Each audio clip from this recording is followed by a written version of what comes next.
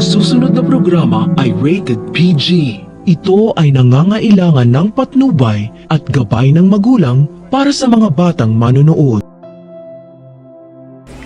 Ang buong akala ni Doc Carlos may karapatan siyang parusahan at pahirapan si Annalyn habang nasa Eastridge ang anak ng karibal niya, pero may hangganan rin ang lahat. Malaya si Carlos na abusuhin ang posisyon niya bilang medical director ng Eastridge, kaya walang magawa si Annalyn kundi sundin si Carlos dahil mas mataas ang posisyon nito sa kanya. Ang hindi alam ni Lynette, kay Annalyn binubuhos ni Carlos ang lahat ng galit niya kay Doc RJ dahil si Annalyn ang rason kaya may koneksyon pa rin silang dalawa. Bulag pa rin si Lynette sa pagpapahirap ni Carlos kay Annalyn dahil ayaw namang maniwala ni Lynette sa sumbong ng anak niya dahil sunod-sunuran rin naman siya kay Carlos. Ang hindi alam ni Carlos ang pagpasok kay Pokwang sa Eastridge ang pinaka-worst decision niya sapagkat mabubuking ang maling pagtrato niya kay Annalyn sa Eastridge. Nabanggit ni Pokwang na kilala niya ang may-ari ng Eastridge kaya siya nakapasok para sa kanyang research study bilang paghahanda sa kanyang susunod na pelikula. Ang hindi alam ng lahat, espiya pala si Pokwang ng totoong may-ari ng Eastridge dahil nabalitaan niyang pinag-iinitan ni Carlos ang apo niyang si Annalyn sa ospital niya.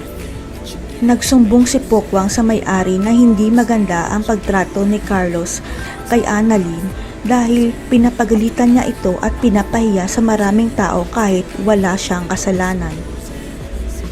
Kaya ito ang dahilan na todo tanggol si Pokwang kay Annalyn dahil alam niya ang totoo na si Annalyn ang apo ng may-ari ng Eastridge at naaawa siya sa batang doktor. Nagsumbong si Pokwang sa may-ari na tinetest ni Carlos ang kakayahan ni Annalyn kung karapat-dapat ba siyang ipadala sa Japan para sa conference ng neurosurgery. Nalaman ng may-ari na kinontra ni Carlos ang pagpapadala kay Annalyn sa Japan, na siya naman talaga ang pinili ni Mr. Hiroshi para magpresenta sa Eastridge sa Japan.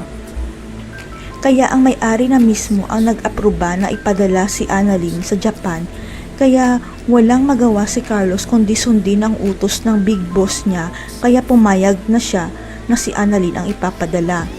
Kaya pala panatag na sinabi ni Pokwang kay Annalyn na sure na ang pagpunta niya sa Japan dahil ang may-ari na mismo ng Eastridge na lola niya ang nag-aproba nito.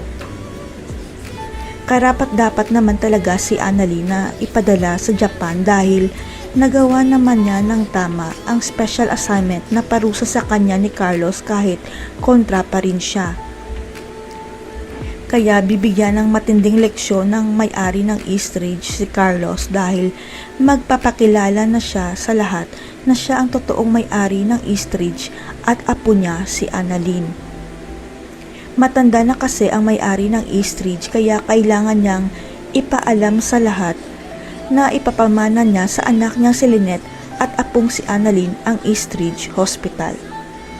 Siguradong babaliktad ang mundo ni Carlos dahil ang batang doktor na inaapi niya, mas mataas pa pala ang posisyon sa kanya dahil siya na ngayon ang may-ari ng Eastridge. Magiging mabait na kaya si Carlos kay Annalyn dahil apo pala siya ng may-ari. Papupuntahin rin kaya ni Carlos si Lynette sa Japan para hindi ito magsumbong kay Annalyn. Abangan.